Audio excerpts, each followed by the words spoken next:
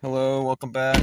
Today we're going to talk about the 2013 Chevrolet Volt. Is this vehicle worth it in 2025? Now, as you can see, my car is currently charging.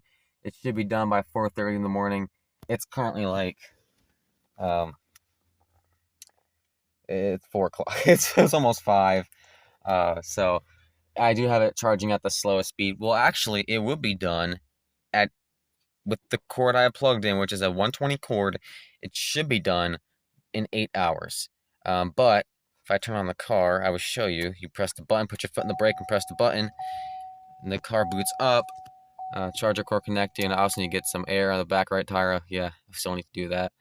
Um, if you go to the energy on the home screen here, press the energy button. I have it set on a schedule, so you actually can delay it to calculate to charge to be done by a certain time. So I need to go to work, be on the road before work for 4:30 in the morning. So I work early, and so for that to be done, it needs to start charging at 10 o'clock, 10:30 tonight. But if I had a 240 system, it could be done. It could do at 250. You can also change it to be charging based on your schedule and rates. So like you'll calculate when the rates are lowest, that's when it'll charge. You can do that too. You can do your power flow and stuff right here. That's for like dopamine. You keep track of your stuff right here, such as how much battery and gas you're using. Um, so all in total, my gas tank is full, which is 315 miles in a full tank of gas, plus the battery, which is roughly 30. You can get roughly 350 miles when both systems are full. So that's pretty cool. But if we go to our home screen here, all this lights up blue at night. So when it gets dark, it's not like you can't see anything. It'll all light up blue. All the buttons, including the stuff on the roof as well. Your home screen, completely customizable. You can move the apps around just like in your phone. All of it's grayed out now because of the radio's not on. But we turn the radio on, so you turn this down for copyright reasons. You can actually everything's now colored. You can accept these because I don't have any of them hooked up. You do have Bluetooth. This car does have Bluetooth. Please note it does not have like Apple CarPlay or Android Auto. Um, it does, however, have OnStar. You can hook up your OnStar account. You do as well have XM. So if you have XM, that will give you rights to use the weather app, check your weather, as well as fuel, check gas prices in your area. I'm not sure if the service is still running, but also movies. You can like find what movie times and stuff. You got climate right here. You can also press the climate button to get to the screen. Complete control of the entire cabin from Eco, which gives you what you want at a more efficient rate, and in Comfort, which says screw the battery, let's get the temperature where it needs to be. And whatever buttons you press, they do whatever that number says. So you want it to be 81 degrees Fahrenheit, 86 outside, which is really hot for this time of year. So obviously I'm not, that's why everything's off, but this tells you how much power is coming out of the battery that's going towards the AC. So right now nothing is on. You can do that. Your radio works. You just go to say XM. I happen to be an XM subscriber. I have complete control over what I want to listen to. You just go to home. Uh, I normally don't use the radio as much as I use Bluetooth. You can go to tune section or XM channel list, and I can go through and see all my channels on here that I have with being an XM subscriber. And it's over 100, so I have a lot of options. Pop Rocks is good too, but you just click on the one you want, and you can put favorites down here. So you have up to 6 of your favorites. All these are FM. You go to FM radio. You do have FM stuff down here as well. All that what you need. Go back. Your settings. It's kind of like your phone. Not really. Set your date and time, and you can do display. So you could turn off the display, but like it'll turn on when you put the car in reverse, and it'll be back on again. So it's not like it'll be off forever. Fortunately, you cannot do that. Powered lock. So this vehicle does lock itself and unlock itself when you're close, or just by pressing the button, it'll unlock itself without you having to pull a key or anything. Same with starting it. You don't need to put your key anywhere. Just keep it in your pocket or briefcase or book bag or whatever. Press the button. However, take it out with you. I've accidentally locked the keys in here before. I had to purchase a guy at the dealership to open my doors for me again last December, which is embarrassing. You can also, little feature about this car is you can actually roll down all the windows with the remote by pressing and holding the unlock button. That's a cool feature. You can't roll them back up, but you can press them back down. As you guys can hear, a louder noise. That's because right now the car is doing stuff. You actually can see we're actually charging at 2 kilowatts a second right now with 120. That's also your regen. So let's talk about this screen now for a little bit.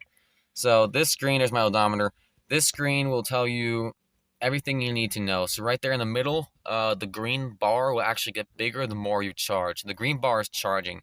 So when you press the brakes, right here, if you press on the brakes, it'll actually begin to regen at high speeds using the kinetic energy from the brake pads will actually recharge your battery slightly when you're going at high speeds or slowing down.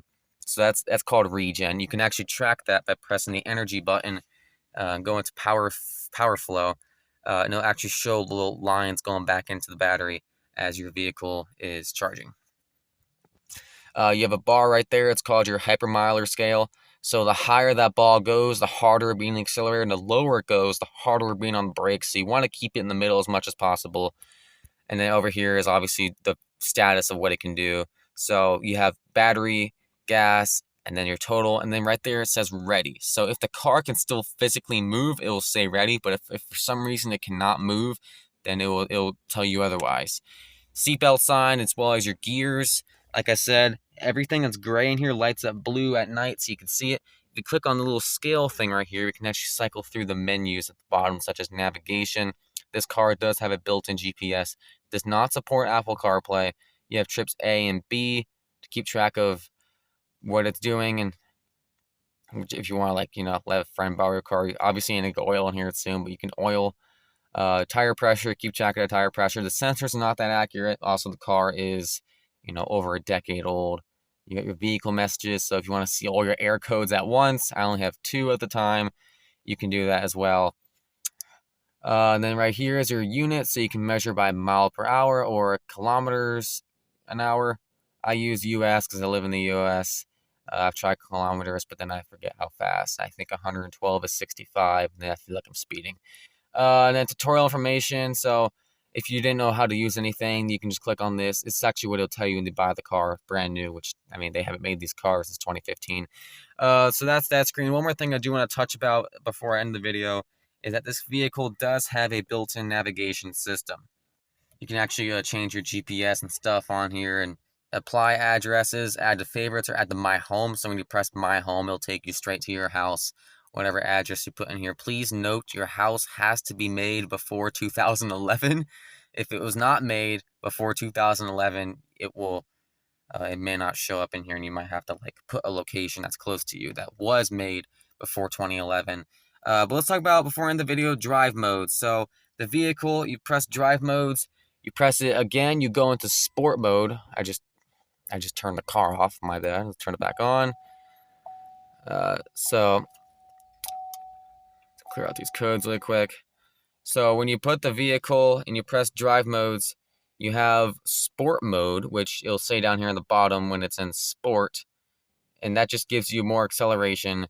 You also have mountain mode, which reserves half the battery. So let's see if I can put it in mountain mode. So it takes half the battery and it reserves that for when you're going to be climbing over mountains. So that will be used to assist in the engine, assuming that your battery is going to die. Both systems are going to come in playing at the exact same time if you're going up extreme hills and the mountains and stuff. So if you live in the more up the north area, that's a helpful mode for you. And you also have hold mode. So this is the complete opposite of normal mode. Hold mode just takes just the engine, and it uses just the engine. So basically, if you want to hold your charge, the last little bit of your commute to work is very rough, then you can use the battery and reserve it for till then, and just use the gas engine until you get to that point. I typically keep it in normal. The car kind of knows what it's doing on its own, doesn't really need a lot of assistance. So that's really it for this vehicle. Do I recommend this car? Depends on who you are. It rhymes. Depends on the kind of person that you are. If you are someone who's just trying to save money on gas, then absolutely, I recommend this car. However, just like jet skis, these cars were very poorly made. So, just like jet skis, if they're not maintained well, they could be a complete piece of crap and cost more than it is to even fix them, maintain them, and it's horrible. So right now on Craigslist, you can get these cars across the entire country for roughly under 10 grand. They're at that price point. I keep seeing them for 6 grand, 5 grand, 7 grand, and a lot of them have under 100K miles. Mine is at 144K. Um, it was owned by two businessmen, one businesswoman before me, and all those business workers, their commute to work were like 100 something miles a day. So obviously, it had it pretty rough. I bought this guy in August 2022 for just under 5 grand, which is a great deal back then, but now it's very common to get one of these things for that price range. This is what you got. You got the space here. You got your obviously pick up, decline, phone call, volume buttons. Cruise control has cruise control. Your radio, as you can see, I have Pandora. All these stations come built in stock to the vehicle. You don't have to like pay to have Madden in here. You just got to pay to use them. Um, you got your glove box here. You do have a cigarette plug in here as well as a USB-A and auxiliary cable. You also have another cigarette plug right there. So if you want to hook up a dash cam, you can do that too. As for the back seats, you have another cigarette plug right there. So a total of 3 plugs in this car. Luggage and it's a hatchback, so you have some space back there. Cup holders, plenty of cup holders. You have a little opening right here, which I think is really nice for me because that's where I like to slide my phone behind here, and and I can just kind of reach and grab it if I need it. It's right there. No need to get some little stupid air conditioning thing that keeps falling over. So yeah, this is the 2013 Chevrolet Volt. It was bought 2013, obviously. That's how it goes. Here's your pedals. You have a brake, gas, or accelerate. You also have your latch here. I know you see my feet. Sorry. This car was equipped with the Bose sound system. That did not come standard. That was one of the boxes that were checked. So it does have a Bose sound system in the car. Thank you guys for watching this video.